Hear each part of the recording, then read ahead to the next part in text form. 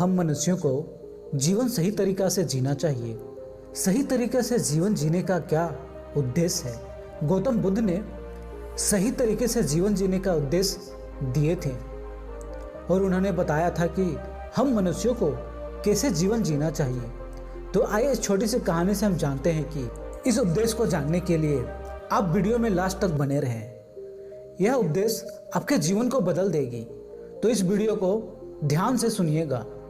तो चलिए वीडियो को शुरू करते हैं। गौतम बुद्ध ने अपने पुत्र राहुल को अपने अंतिम भेंट के समय उन्हें शिक्षा देने के माध्यम से पूरी दुनिया को यह शिक्षा दी कि हमें अपने पूरे जीवन में किस तरह से जीना चाहिए, दूसरे के प्रति कैसा भावना, कैसा विचार रखना चाहिए।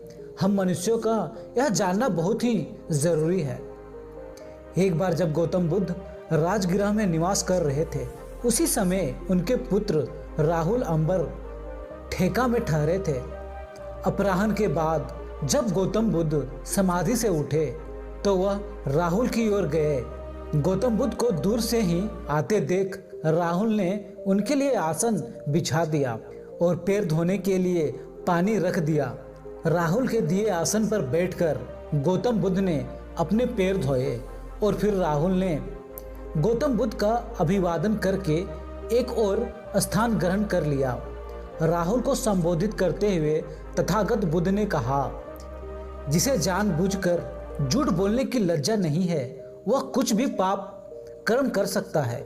इसलिए राहुल, यह सीखना चाहिए कि हम हंसी मजाक में भी झूठ कभी नहीं बोलेंगे।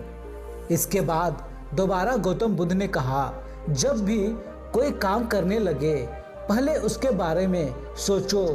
कोई भी शब्द मुंह से निकालने से पहले उसके बारे में सोचो। अगर कोई बात भी मन में पैदा होती है तो उसके बारे में पहले सोचना अवश्य है। पहले सोचो कि मेरी वह बात किसी के लिए हितकारी होगा या नहीं। जब भी कोई काम करने लगे तो उससे पहले उसके बारे में सोचो, यह तुम्हारे और दूसरे के लिए अहितकर तो नहीं होगा, नुकसान तो नहीं होगा, क्योंकि एक दुष्ट कर्म हमेशा कष्टदायी होता है। यदि तुम्हारा विचार कहे कि यह काम कष्टदायक हो सकता है तो तुम्हें वह काम कदापि नहीं करना चाहिए। लेकिन अगर सोचने विचारने से लगे कि यह काम अहितकार नहीं है, हितकार है, लोगों को नुकसान नहीं दे सकती, तो उसे आराम से कर सकते हो। हमेशा मैत्री का अभ्यास करो, दोस्ती यारी का अभ्यास करो।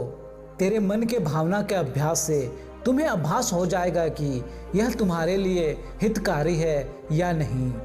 जब मन से राग उत्पन्न नहीं होगी, हमेशा प्रेम का भावना उत्पन्न करना होगा। करुणा का अभ्यास करो, क्योंकि करुणा भावना का अभ्यास करने से आपके मन में जो भी क्रोध है, जो भी खिंचाव है, उसका अंत हो जाएगा। मुदिता का अभ्यास करो। मुदिता का मतलब यह है कि मन या आत्मा की वह अवस्था जिसमें दूसरों को सुख देकर सुख मिलती है, अपने भीतर सुख मिलता हो। मुद्रित या भावना का अभ्यास करने से आरती का समय हो जाएगा। उपेक्षा भावना का अभ्यास करने से मन में उत्पन्न चिड़चिड़ापन का समापन हो जाता है। आपके अंदर एक पॉजिटिव एनर्जी उत्पन्न होने लगेगी। शरीर के अशुभ रूप का चिंतन करो, क्योंकि ऐसा करने से काम, राग, यह सभी चीज़ों का समापन हो जाता है। यह सभी चीज़ें हमेशा के लिए समाप्त हो जाती है। इस दुनिया में सभी भौतिक चीज़ें अस्थिर है, नश्वर है, इसलिए इस दुनिया में जियो। लेकिन सभी भौतिक चीज़ों से ज़्यादा लगाव मत रखो, क्योंकि ऐसा करने से तुम्हारे अंदर अहंकार का उत्पत्ति हो जाएगा। इन सभी बातों को बोलने के बाद गौतम बुद्ध शांत हो गए और थोड़ी देर के बाद फिर बोले, राहुल, मेरे इन सभी बातों को अपने जीवन में हमेशा उतारना। राहुल गौतम बुद्ध की बातों को सुनकर बहुत प्रसन्न हुए, अभिवादन किया। तो दोस्तों, गौतम बुद्ध ने ये सभी बातें राहुल के माध्यम से पूरी दुनिया को बताना चाहते थे। अगर हम उनके बातों को अपने जीवन में उतारेंगे तो हमारे भीतर भी राग, द्वेष, अहंकार, क्रोध, इन सभी विचारों का अंत हो जाएगा। इस काल्पनिक दुनिया में रहते हुए एक सुखी जीवन व्यतीत कर पाएंगे और अपने जीवन के जीने के तरीके को सही तरीके से उपयोग कर पाएंगे। दोस्तों, यदि वीडियो अच्छा लगा तो लाइक कर देना, शेयर कर देना और कमेंट्स करके बताना इस कहानी से आपने क्या सीखा। आपकी एक कमेंट्स किसी के जीवन बदल सकती है। नेक्स्ट वीडियो में फिर मिलूंगा जो आपको पॉजिटिव एनर्जी से भर देगा।